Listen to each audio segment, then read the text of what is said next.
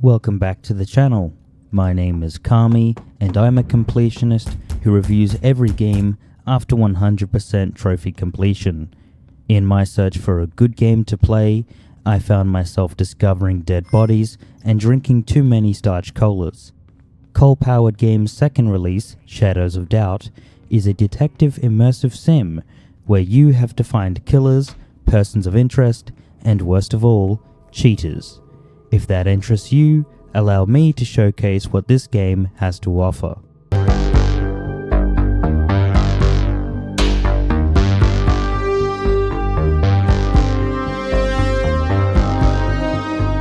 Before I go further, it's important to provide some context.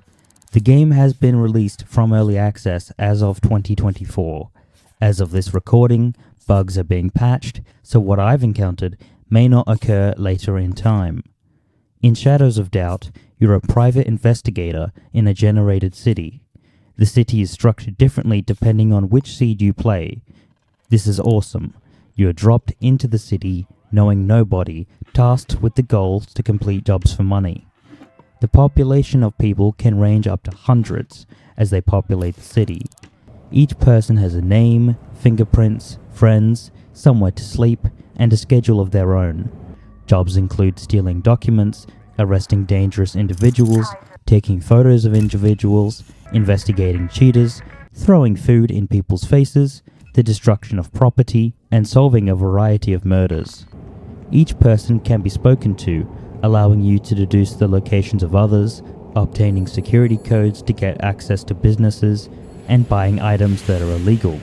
Unfortunately, there's not a lot to do beyond that. The NPCs exist to walk around and post jobs for you to solve, but you don't really have an interaction that feels meaningful. Every interaction feels transactional. I think it reflects the lonely business of being a PI, however this is an immersive sim.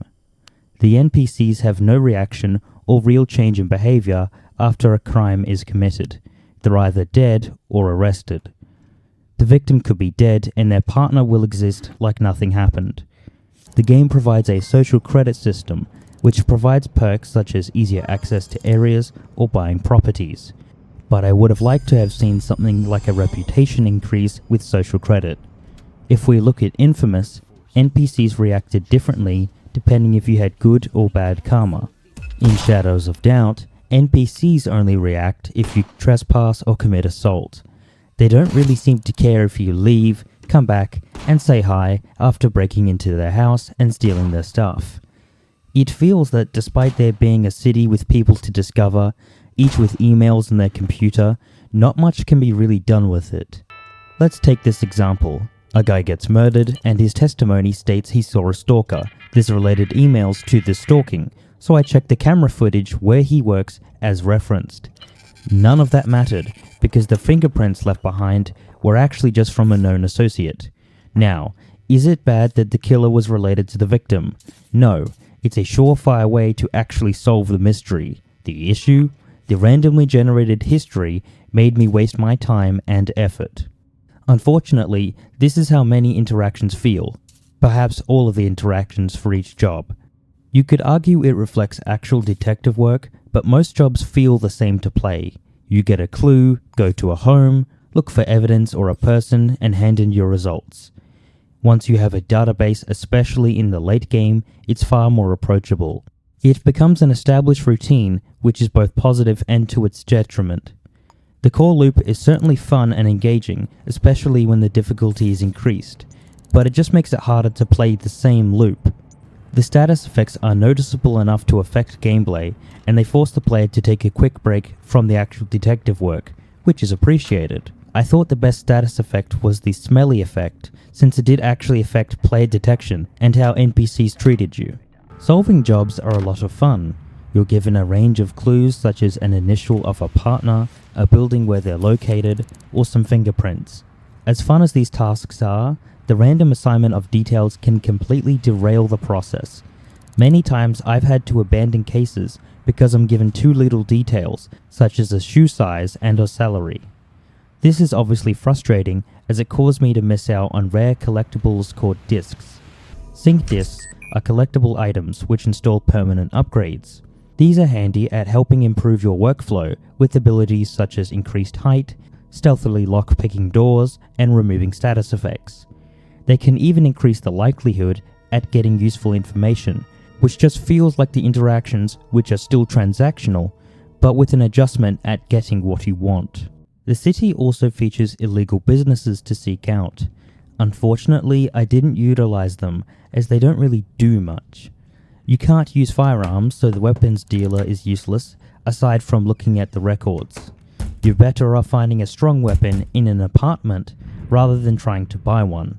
The black market sync clinic had no appeal, so I didn't seek out the services. I didn't even bother with the loan sharks, since you can quickly get money, and I was never put into a financial situation where money was required. But the worst part is that I couldn't even give passwords to some of these places in my starting city, so I barely interacted with it. This is perhaps the game's biggest weak point. There is a pre-made city to jump into with a tutorial murder that guides you. It also contains a brief story, but there's nothing that comes after that.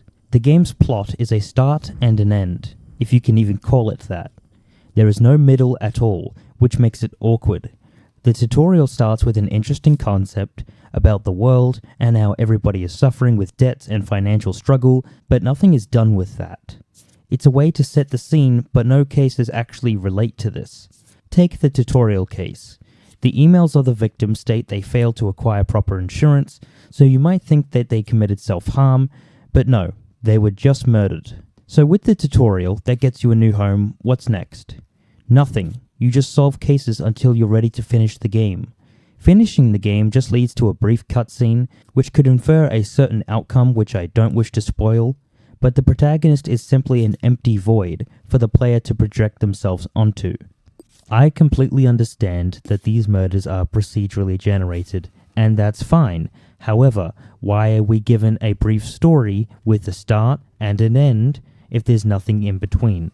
I don't believe it makes sense. The setting of the city is exactly the same no matter which city the player generates. The lore behind the city is an interesting premise, but nothing really happens. There's no reason to explore areas beyond solving jobs, so I didn't. There's apartments with offices, but the offices aren't really important, as it's really the NPCs' homes which have the necessary details. So what does that leave us with? Well, a city with an interesting premise, but no actual interaction from the player that's necessary. You could argue that reflects our own impact on society, and it's not even our place to do anything beyond solving jobs. But the NPCs seem indifferent to our impact, despite solving the murders of friends or co-workers, which the police failed to solve. Visually, the game looks appealing. I do quite like the voxel models, and I do like the lighting that's been applied throughout each street. The city is polluted, which gives it more life and emphasizes the drab nature that you're exploring. The walls feature graffiti, which looks grimy, and it even gives passwords to illegal businesses, which is great. I'm not against optimizations at all, but it's blatantly obvious seeing texture and lighting pop-ins. I don't have the strongest PC, but I've got a 3080 GPU and a 5600X CPU. I can run a game at 4K 60fps consistently whilst recording at 1080p 60fps. I did notice stutters at times, especially indoors, which is not awful. There is an option to use NVIDIA DLSS, which I did end up using, but just for the performance and balanced modes. This made the experience feel a lot smoother, thankfully. To my understanding, this was made with the Unity engine, which can absolutely make visually stunning games, such as The Forest and The Sons of the Forest, but I do wonder if the engine held back the game's performance. I don't mind bugs if they don't affect the gameplay, but it's very noticeable when seeing smoke within buildings. At times, I had the game crash and NPCs clip through walls and floors. The lighting had issues indoors, or the PC screens clipped. These weren't game-breaking, but they were certainly noticeable throughout the entire experience, even with updates. There is basically no soundtrack to this game. There are ambient tracks at times, but nothing that tries to be emotional. Now, that's not to say there isn't an actual soundtrack, but it certainly felt like there isn't one, and I would have liked to have seen more integration with the soundtrack so I could have appreciated it. Now, since this is a detective game, you could argue I'm asking for the game to fall into a stereotype or an archetype, but I really think the game would have benefited from some smooth jazz. A lot of the time, you'll be listening to Foley, which makes the city feel alive and more immersive. I like the Starch Cola ads, which reminds the player of the influence in the city. The sound effects sound appropriate, especially when doing something illegal, giving warnings, or just giving general direction to the player. There's no complaints at all when discussing the sound effects. Whilst the effects sound great, the lack of a soundtrack that was properly integrated made the game feel somewhat empty at times. I really believe that an MP3 player with the game's soundtracks could have definitely helped immerse me into this role as a PI whilst I explored homes or waited for new clues. My biggest gripe with this game are the achievements. I love achievements, but it's frustrating when they don't appear properly or only appear after closing the game. This basically ruined my recordings, as I'd get an achievement hours prior, but it would only appear after my session ended. So instead of doing a montage, going forward, I'll just discuss achievements that were difficult or particularly notable. A lot of achievements are unlocked simply by interacting with the game, but they force me to do some things such as looking for loan sharks, which I do like. It's great to have achievements that engage me further with the game, allowing me to discover things I didn't know. If you want to retire without getting knocked out, I can confirm you can save scum with no issues. If you want to complete murders without being seen trespassing or without violence, the easiest way is to just get the murderer's name and submit it. Thankfully, the sync disc collection is not a difficult task. Jobs offer discs consistently, which made me feel the journey of collecting them didn't feel stagnant. Easily the worst achievement is knocking out everybody once in the city. I had to restart this twice after forgetting that procedural murders were still active. Once someone is dead, the achievement is over. After switching to a laptop, it got even more frustrating as my save file was still accessible on both devices, which was great, but my settings were not. So when I played on my laptop, procedural murders were on, and I had to restart all of that progress once again. Thankfully, we can customize our own cities when they're generated, so we can limit the size of the city, but at that point I just had enough of this game, and it felt like a major slog to discover 100 people, many who are documented, many who are not, knocking them all out, trying to find a weapon to knock them out quickly, and to just optimize this process felt long, arduous, and I was definitely over the game by the time this got finished. Shadows of Doubt is a game with a lot of potential, but unfortunately there were too many frequent frustrations for me to completely enjoy playing through the entire game. If all you want is a detective game, I can certainly recommend this. If you don't mind jank, then I think you can push through it, but I do warn you to expect annoyances when given randomly generated clues. If you have reached the end of this video, thank you for watching. Please let me know what you think of the game. I hope you have a lovely day.